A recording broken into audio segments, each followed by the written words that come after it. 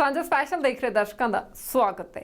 अक्सर ਵੱਡੇ ਤੇ हैरान करते फैसले लैण वाली मोदी सरकार ने एक बार फिर तो अजिहा फैसला किया जिसने सिर्फ देश ही नहीं बल्कि दुनिया नूं हैरान कर दिता है। जम्मू कश्मीर दे विचों धारा 370 हटा दी है, जिस तो बाद हुण जम्मू कश्मीर कोल विशेष राज का दर्जा नहीं रहा ते ना ही जम्मू कश्मीर हुण सूबा रहा ते जम्मू कश्मीर बन चुका है केंद्र शासित प्रदेश। जम्मू कश्मीर का नवा इतिहास, धारा 370 हटाई गई, जम्मू कश्मीर बनिया केंद्र शासित प्रदेश।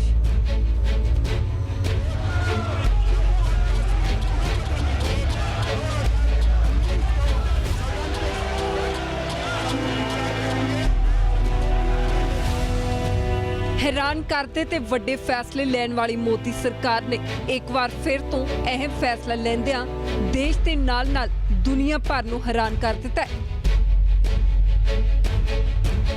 केंद्र सरकार ने अज वड्डा फैसला लैंदियां जम्मू कश्मीर चों धारा 370 हटा के नवा इतिहास रचिया है। भारत के राष्ट्रपति द्वारा जारी की जाने वाली निम्नलिखित अधिसूचनाओं की गृह मंत्री अमित शाह ने राज्यसभा आज जम्मू कश्मीर नूं विशेष दर्जा देने वाली धारा 370 नूं हटाउण दा मता पेश किया। के खंड 1 के साथ गठित अनुच्छेद 370 के खंड 3 द्वारा इसका भाव यह होया कि धारा 370 तहत जम्मू कश्मीर नूं जो विशेष अधिकार मिले सन वो खत्म होए ते जम्मू कश्मीर भी भारत के बाकी राज्यों के बराबर हो जाएगा।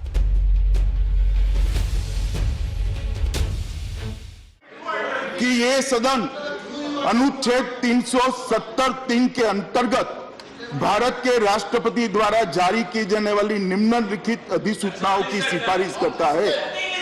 संविधान के अनुच्छेद 370(3) के अंतर्गत भारत के संविधान के अनुच्छेद 370 के खंड 1 के साथ पठित अनुच्छेद 370 के खंड 3 द्वारा प्रदत्त शक्तियों का प्रयोग करते हुए राष्ट्रपति संसद की सिफारिश पर यह घोषणा करते हैं कि यह दिनांक जिस दिन भारत के राष्ट्रपति द्वारा इस घोषणा पर हस्ताक्षर किए जाएंगे और इसे सरकारी गैजेट में प्रकाशित किया जाएगा, उस दिन से अनुच्छेद 370 के सभी खंड लागू नहीं होंगे सिवाय खंड 1 के नामक तदनुसार पढ़ा जाएगा। माननीय सभापति महोदय, मैं संकल्प प्रस्तुत करता हूं कि यह सभा भारत के राष्ट्रपति की दिनांक 19 दिसंबर 2019 की उद्घोषणा के अनुरूप जम्मू और कश्मीर की राज्य की 27 सदन में निहित होने एवं राष्ट्रपति द्वारा भारत के संविधान अनुच्छेद 3 के प्रावधान के अंतर्गत जम्मू और कश्मीर पुनर्गठन विधेयक 2019 को सदन के सम्मुख विचार के लिए संबोधित करने पर यह सदन जम्मू और कश्मीर पुनर्गठन विधेयक 2019 को स्वीकार करे और इसको व्यक्त करे। महोदय, मैं प्रस्ताव करता हूं कि जम्मू और कश्मीर पुनर्गठन विधेयक 2019 को पुनर्स्थापित करने की अनुमति दी जाए। महोदय, मैं प्रस्ताव करता हूं कि जम्मू और कश्मीर आरक्षण अधिनियम 2004 और संशोधन करने वाले विधेयक को पुनर्स्थापित करने की परमिशन दी जाए।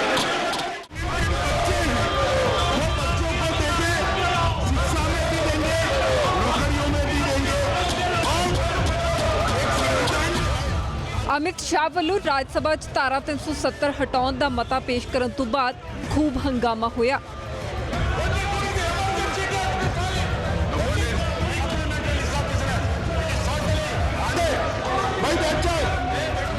पर अमित शाह ने अपने फैसले से सवाल चुकन वालियां नूं तसल्ली बख्श जवाब दिता है।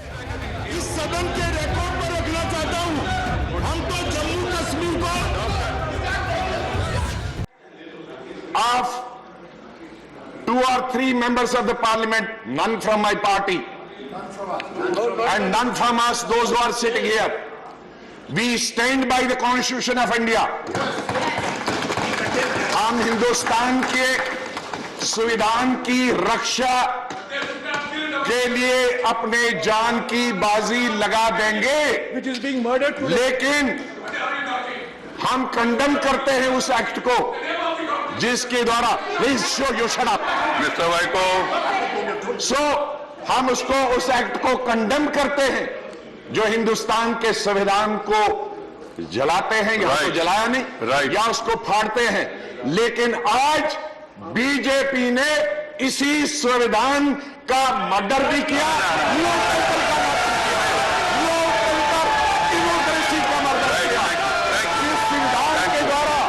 जिस आर्टिकल 370 के द्वारा हमने हिंदुस्तान को कश्मीर दिया, आज उसी संविधान और अजी लोकतंत्र को मोदी सरकार ने धज्जियां उड़ा दी। 170 ऐतिहासिक है, मैं इसके विवाद में जाना नहीं चाहता, मगर मैं जो दिन लेकर आया हूँ वो भी ऐतिहासिक है, इतिहास बनाने वाला दिन। 370 के कारण जम्मू कश्मीर के अवाम आज गुर्बत में जी रहे हैं, गरीबी में जी रहे हैं, उनको रिजर्वेशन का फायदा नहीं मिलता, वहां की महिलाओं के साथ अन्याय हो रहा है, वहां के दलितों ट्राइबल के साथ अन्याय हो रहा है, वहां भ्रष्टाचार पनप रहा है। और 370 की छाया में तीन परिवार ने जम्मू कश्मीर को इतने सालों तक लूटा है।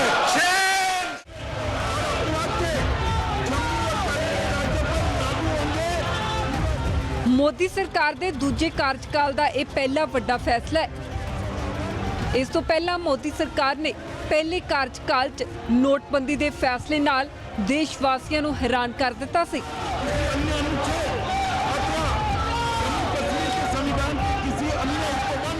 ਤੇ ਅੱਜ ਜੰਮੂ ਕਸ਼ਮੀਰ ਦਾ ਨਵਾਂ ਇਤਿਹਾਸ ਬਣਾ ਦਿੱਤਾ ਹੈ। ਮੋਦੀ ਸਰਕਾਰ ਦੇ ਫੈਸਲੇ ਮੁਤਾਬਕ ਹੁਣ ਜੰਮੂ ਕਸ਼ਮੀਰ ਕੋਲ ਵਿਸ਼ੇਸ਼ ਰਾਜ ਦਾ ਦਰਜਾ ਤਾਂ ਦੂਰ ਦੀ ਗੱਲ, ਰਾਜ ਦਾ ਦਰਜਾ ਵੀ ਨਹੀਂ ਰਿਹਾ। ਬੇਸ਼ੱਕ ਪੂਰੀ ਯੋਜਨਾ ਤਹਿਤ ਕੇਂਦਰ ਸਰਕਾਰ ਨੇ ਧਾਰਾ 370 ਨੂੰ ਹਟਾਉਣ ਦਾ ਫੈਸਲਾ ਲੈ ਲਿਆ, ਪਰ ਇਸ ਤੋਂ ਬਾਅਦ ਹੁਣ ਸਰਕਾਰ ਸਾਹਮਣੇ ਵੱਡੀ ਚੁਣੌਤੀ ਜੰਮੂ ਕਸ਼ਮੀਰ 'ਚ ਹਾਲਾਤ ਸੁਖਾਵੇਂ ਰੱਖਣ ਦੀ ਹੋਵੇਗੀ।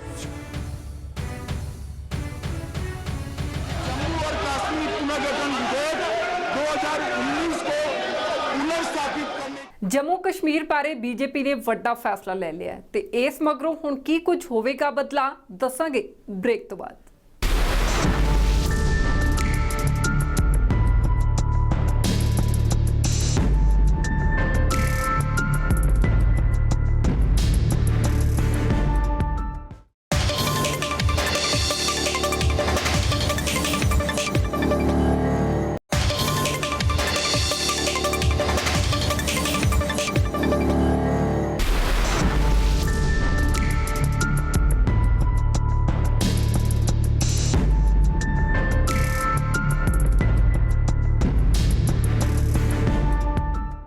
ਧਾਰਾ 370 ਹਟਾ ਦਿੱਤੀ ਗਈ ਤੇ ਇਸ ਦੇ ਨਾਲ ਹੀ ਧਾਰਾ 35A ਦਾ ਵੀ ਖਾਤਮਾ ਹੋ ਗਿਆ। ਇਸ ਤੋਂ ਬਾਅਦ ਜੰਮੂ ਕਸ਼ਮੀਰ ਦੇ ਵਿੱਚ ਬਹੁਤ ਸਾਰੇ ਬਦਲਾਅ ਆਏ ਨੇ।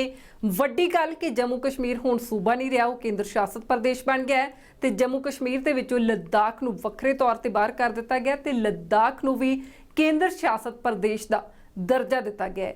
ਧਾਰਾ 370 ਦੇ ਅਧੀਨ ਜੰਮੂ ਕਸ਼ਮੀਰ ਕੋਲ ਕੁਝ ਵਿਸ਼ੇਸ਼ ਅਧਿਕਾਰ ਸਨ, ਉਥੋਂ ਦੇ ਰਹਿਣ ਵਾਲੇ ਲੋਕਾਂ ਕੋਲ ਕੁਝ ਖਾਸ ਅਧਿਕਾਰ ਸਨ, ਪਰ ਹੁਣ ਕੀ ਕੁਝ ਬਦਲ ਜਾਵੇਗਾ ਤੇ ਕੀ ਕੁਝ ਨਵਾਂ ਹੋਵੇਗਾ, ਦਿਖਾਉਂਦੇ ਹਾਂ ਇਸ ਰਿਪੋਰਟ ਦੇ ਵਿੱਚ।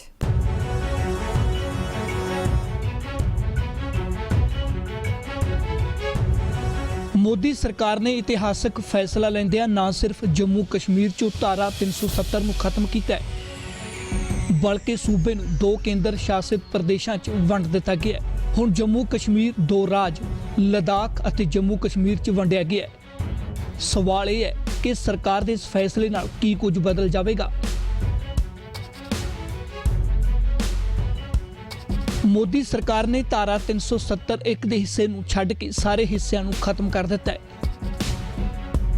ਇਸ ਦਾ ਸਿੱਧਾ ਮਤਲਬ ਇਹ ਹੈ ਕਿ ਹੁਣ ਸੂਬੇ 'ਚੋਂ ਧਾਰਾ 35A ਵੀ ਖਤਮ ਹੋ ਗਈ ਹੈ। ਭਾਰਤੀ ਸੰਸਦ ਰਾਹੀਂ ਪਾਸ ਹੋਇਆ ਕਾਨੂੰਨ ਹੁਣ ਜੰਮੂ ਕਸ਼ਮੀਰ 'ਚ ਸਿੱਧਾ ਲਾਗੂ ਹੋਵੇਗਾ। ਜੰਮੂ ਕਸ਼ਮੀਰ ਨੂੰ ਮਿਲੇ ਸਾਰੇ ਵਿਸ਼ੇਸ਼ ਅਧਿਕਾਰ ਖਤਮ।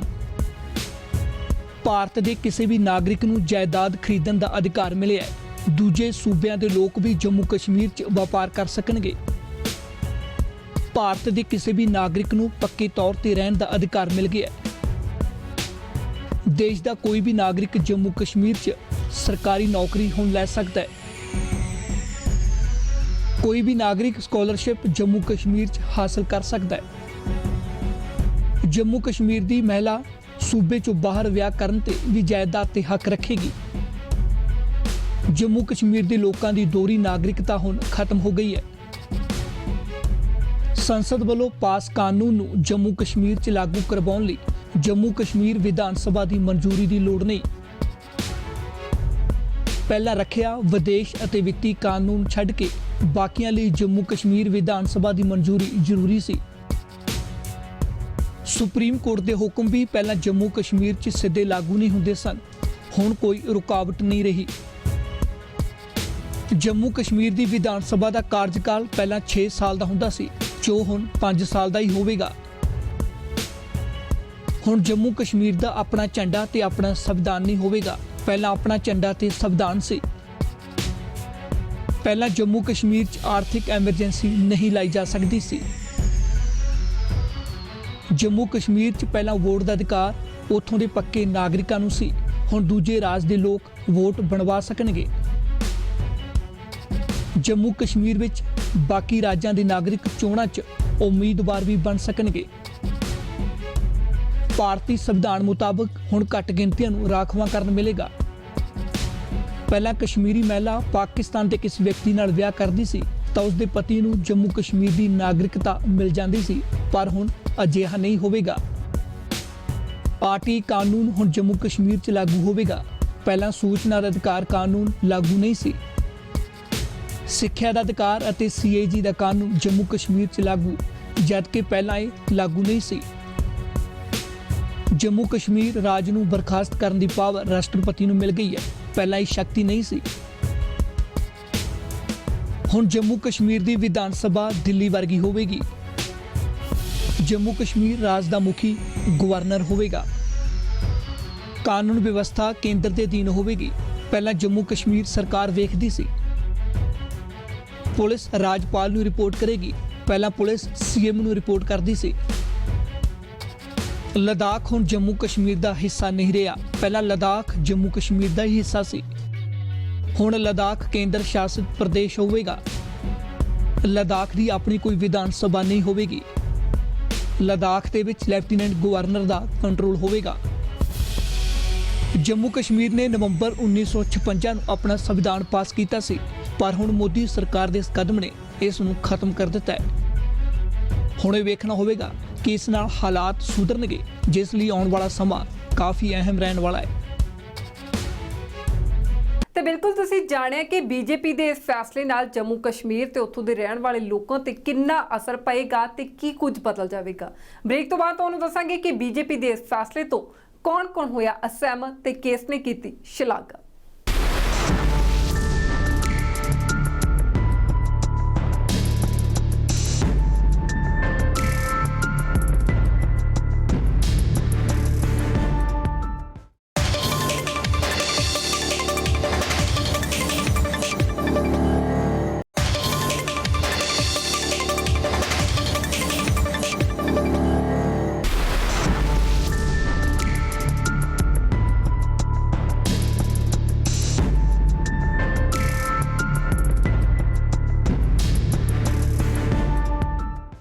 ਕਿਸੇ ਨੇ ਸੋਚਿਆ ਵੀ ਨਹੀਂ ਹੋਵੇਗਾ ਕਿ ਸੋਮਵਾਰ ਦੀ ਸਵੇਰ ਬੀਜੇਪੀ ਜੰਮੂ ਕਸ਼ਮੀਰ ਤੇ ਇੰਨਾ ਵੱਡਾ ਫੈਸਲਾ ਲੈਣ ਜਾ ਰਹੀ ਹੈ।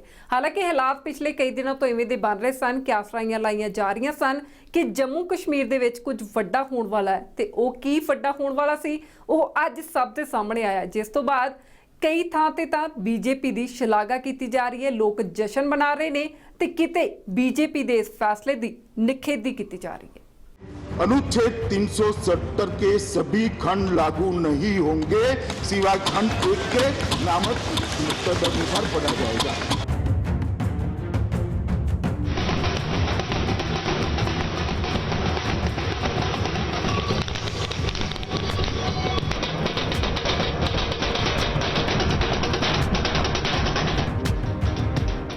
ਜੰਮੂ ਕਸ਼ਮੀਰ ਤੋਂ ਵਿਸ਼ੇਸ਼ ਰਾਜ ਦਾ ਦਰਜਾ ਲਏ ਜਾਣ ਤੋਂ ਬਾਅਦ ਕਿਤੇ ਜਸ਼ਨ ਮਨਾਇਆ ਜਾ ਰਿਹਾ ਹੈ ਤੇ ਕਿਤੇ ਇਸ ਦਾ ਜੰਮ ਕੇ ਵਿਰੋਧ ਹੋ ਰਿਹਾ ਹੈ। ਦਰਅਸਲ ਪਹਿਲਾਂ ਜੰਮੂ ਕਸ਼ਮੀਰ ਖੁਦ ਮੁਖਤਿਆਰੀ ਵਾਲਾ ਸੂਬਾ ਸੀ, ਪਰ ਹੁਣ ਧਾਰਾ 370 ਤੇ 35A ਦੇ ਖਾਤਮੇ ਨਾਲ ਹੀ ਇਹ ਅਧਿਕਾਰ ਵੀ ਖਤਮ ਹੋ ਗਿਆ ਹੈ। ਪੰਜਾਬ ਦੇ ਮੁੱਖ ਮੰਤਰੀ ਕੈਪਟਨ ਅਮਰਿੰਦਰ ਸਿੰਘ ਨੇ ਬੀਜੇਪੀ ਦੇ ਇਸ ਫੈਸਲੇ ਨੂੰ ਇੱਕ ਪਾਸੜ ਕਰਾਰ ਦਿੱਤਾ ਹੈ। Well, political view, it is something totally unaccepted. One could not imagine that this can happen.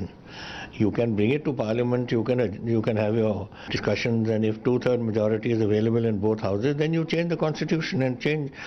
You can do away with 370 or 35A or whatever, but doing it unilaterally like this, without consultation, without taking it through Parliament, without consultation of the Kashmiri people or with the other political parties, going ahead and steamrolling through, this is against the very essence of the constitution of this country. Sir, making it a union territory and separating Jammu and Kashmir. वही तो मैं कह रहा हूँ, ये सारा ऐसे कुछ हुआ अभी तक तो समझे ही नहीं है। मेरे पास तो जब ये बिल पूरा डिटेल में आएगा तो देखेंगे इसमें, बट जो सुन रहे हैं टेलीविजन पे और जो देख रहे हैं, दैट इज अनप्रेसिडेंटेड। ऐसी बात नहीं कुछ हुई। वो दिल्ली मांग रहा है फुल स्टेटहुड, या फुल स्टेटहुड को आप यूटी बना रहे हो, तो इट्स कंफ्यूज सिस्टम है। उधर जम्मू कश्मीर के साबका सीएम महबूबा मुफ्ती की पार्टी पीडीपी ने इस फैसले की निखेधी की है। पीडीपी वालों मोदी सरकार के फैसले खिलाफ प्रदर्शन भी किया गया। देखिए, आप देख रहे हैं कि कश्मीर में कैसे हालात बनाए जा रहे हैं। यही गवर्नमेंट सदन में कहती है कि कश्मीर में हालात ठीक हो गए हैं पिछले साल के मुकाबले में, और आज आप देख रहे हैं, आप ही न्यूज चैनल कह रहे थे कि आप लोग ऐसे ही अफवाहें फैला रहे हो, लेकिन आज ये साबित हुआ कि इस गवर्नमेंट की जो वहां पे नीयत थी वो साफ नहीं थी, और इन्होंने आज पूरे कश्मीर को एक जेल खाने में तब्दील किया है। इस वक्त आज हमारा जो प्रदर्शन है वो इसीलिए है कि जो दिल्ली से आप ये चला रहे हो, ये हमें नामंजूर है, नामंजूर है। कांग्रेस लीडर गुलाम नबी आजाद ने जिथे सदन च अमित शाह के प्रस्ताव का विरोध किया सी, उत्थे ही उन्होंने मुड़ तो बीजेपी के फैसले नूं हिंदुस्तान के इतिहास च काला दिन करार दिता है।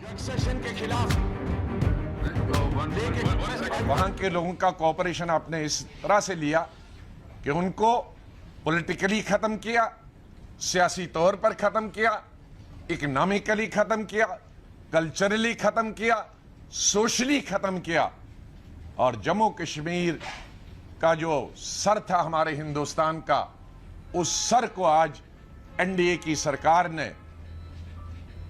काट लिया। तो आज सर के बगैर हमारा भारत, उसके लिए जिम्मेदार भारतीय जनता पार्टी है। देश को कमजोर करने के लिए भारतीय जनता पार्टी है। देश की लोकतंत्र के साथ खिलवाड़ करने वाली पार्टी और आज की सरकार है। जॉर्ज फर्नांडीज की जो परंपरा है उसके वाहक हैं, लिहाजा हमारी पार्टी आज लोकसभा में, राज्यसभा में पेश किए गए इस बिल को समर्थन नहीं देती है। हम इससे अपनी अलग राय रखते हैं। हमारा मानना है कि आर्टिकल 370 को बनाए रखना चाहिए। आर्टिकल 370 पर समाजवादियों की और भारतीय जनसंघ के नेताओं की अलग राय रहती थी, लेकिन फिर भी वो कई सवालों को मिलकर के साथ काम करते हैं। जिथे कई सियासी पार्टियां बीजेपी के फैसले के विरोध च ने, उथे ही देश भर च इस फैसले नूं इतिहासिक मानदियां खूब जश्न मनाया जा रहा है। लोगों ने तिरंगे लहरा के अपनी खुशी जाहिर की ते बीजेपी के फैसले की शलाघा की गई। देश तो खुश है, लेकिन आज वीर सावरकर, दीनदयाल उपाध्याय, श्यामा प्रसाद मुखर्जी और हिंदू हृदय सम्राट बाला साहब ठाकरे भी स्वर्ग से आपके ऊपर फूल बरसाएंगे। एक सपना रहा हमारे देश का, हमारे बुजुर्गों का हमेशा, कि देश अगर अखंड हिंदुस्तान की अगर बात करते हैं तो 1947 में नहीं, आज जम्मू कश्मीर का विलय हो गया है। मैं धन्यवाद देना चाहता हूँ माननीय गृह मंत्री को कि आज सही अर्थ में in real sense of the term Jammu and Kashmir became integral part of India today only. So sir, आज मैं ज्यादा बोलना नहीं चाहता हूँ सर। अब ज्यादा बोलने का माहौल यहाँ नहीं है। एक बात लेकिन मैं कहूंगा सर, मुझे तो खुशी होगा उस दिन और पूरा हिंदुस्तान बधाई देगा इस सरकार को जिस दिन पाकिस्तान ऑक्युपाइड कश्मीर कश्मीर का हिस्सा बन जाएगा। ਜੰਮੂ ਕਸ਼ਮੀਰ ਤੇ 72 ਸਾਲ ਬਾਅਦ ਲਏ ਗਏ ਵਿਲੱਖਣ ਕਿਸਮ ਦੇ ਫੈਸਲੇ ਲਈ ਬੀਜੇਪੀ ਨੂੰ ਵੱਖ-ਵੱਖ ਪ੍ਰਤੀਕਿਰਿਆਵਾਂ ਮਿਲ ਰਹੀਆਂ ਨੇ। ਕਿਤੇ ਸ਼ਲਾਘਾ ਹੋ ਰਹੀ ਹੈ ਤੇ ਕਿਤੇ ਨਿਖੇਧੀ ਕੀਤੀ ਜਾ ਰਹੀ ਹੈ। ਇਸ ਦਰਮਿਆਨ ਜਾਣਦੇ ਹਾਂ ਕਿ ਆਖਿਰ ਸਥਾਨਕ ਨਿਵਾਸੀ ਇਸ ਫੈਸਲੇ ਨੂੰ ਕਿਸ ਤਰ੍ਹਾਂ ਦੇਖਦੇ ਨੇ, ਕਿਉਂਕਿ ਤਾਜ਼ਾ ਬਦਲਾਅ ਤੋਂ ਬਾਅਦ ਹਾਲਾਤ ਤਣਾਅਪੂਰਵਕ ਨੇ। ਧਾਰਾ 144 ਲਾਗੂ ਕਰ ਦਿੱਤੀ ਗਈ ਹੈ ਤੇ ਸੁਰੱਖਿਆ ਫੋਰਸਸ ਹਾਈ ਅਲਰਟ ਤੇ ਨੇ। तो उसको हम कंडम करते हैं क्योंकि हमारा राइट है, जो हमारा राइट है उसको नहीं छीनना चाहिए। 370 हो या आर्टिकल 35A हो, इसको नहीं छीनना चाहिए कि ये हमारा राइट है। तो हम इसको मजम्मत करते हैं और कंडम भी करते हैं कि ऐसा नहीं होना चाहिए। और बस हाँ, यह हमारी शनाख्ती पहचान भी है।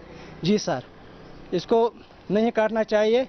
यह हिंदुस्तान के लिए एक गलत मैसेज है जो बीजेपी सरकार कर रही है इस वक्त। ये अच्छा नहीं हो रहा है, खासतौर कश्मीर। जी, ये हमारी एक आइडेंटिटी थी, इससे कश्मीर की जो आइडेंटिटी थी ये मतलब अलग से असाइड से इसको पहचाना जाता था बिकॉज ऑफ दिस आर्टिकल। तो ये एक नाइंसाफ़ी हमारे साथ, हम मतलब हमारे पास एक ही ऐसा चीज़ था जो हमें बचा रहा था बाकी स्टेटों से, वो यही था। इसकी वजह से हमारी एक अलग से आइडेंटिटी थी। लेकिन अभी हम इस पर मजम्मत करना चाह रहे हैं, हम इस पर मतलब ज़ोर देने की बात कह रहे हैं कि इस पर कुछ होना चाहिए। तो एज ए मतलब सिटीज़न मैं इस पे यही राय देना चाहता हूँ कि गवर्नमेंट को इसके बारे में सोचना चाहिए कि ये एक अच्छा डिसीजन नहीं है। गृह मंत्री अमित शाह प्रधानमंत्री ਦੇ ਘਰ ਤੋਂ ਨਿਕਲਣ ਬਾਅਦ ਸਿੱਧਾ ਸੰਸਦ 'ਚ ਗਏ।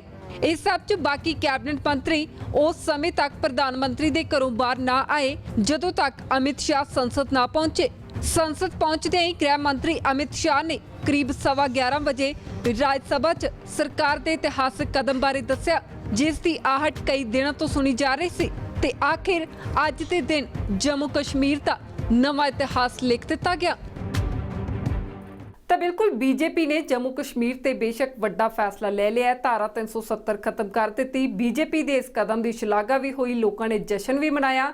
ਪਰ ਇਸ ਦਰਮਿਆਨ ਹਾਲਾਤ ਇਹ ਵੀ ਨੇ ਕਿ ਜੰਮੂ ਕਸ਼ਮੀਰ ਦੇ ਸਥਾਨਕ ਲੋਕ ਇਸ ਫੈਸਲੇ ਨੂੰ ਆਪਣੇ ਖਿਲਾਫ ਮੰਨ ਰਹੇ ਨੇ। ਸੋ ਇਹਨਾਂ ਹਾਲਾਤਾਂ ਦੌਰਾਨ ਬੀਜੇਪੀ ਅੱਗੇ ਵੱਡੀ ਚੁਣੌਤੀ ਇਹ ਵੀ ਹੈ ਕਿ ਉਹਨਾਂ ਨੇ ਜੰਮੂ ਕਸ਼ਮੀਰ ਦੇ ਵਿੱਚ ਹੁਣ ਹਾਲਾਤ ਸੁਖਾਵੇਂ ਕਿਵੇਂ ਬਣਾਉਣੇ ਨੇ। ਸੋ ਫਿਲਹਾਲ ਦੇ ਲਈ ਇੰਨਾ ਹੀ। ਮੈਨੂੰ ਦਿਓ ਇਜਾਜ਼ਤ। ਦੇਸ਼ ਦੁਨੀਆ ਤੇ ਪੰਜਾਬ ਦੀ ਹਰ ਵੱਡੀ ਖਬਰ ਦੇ ਲਈ ਤੁਸੀਂ ਦੇਖਦੇ ਰਹੋ ABP ਸਾਂਝਾ।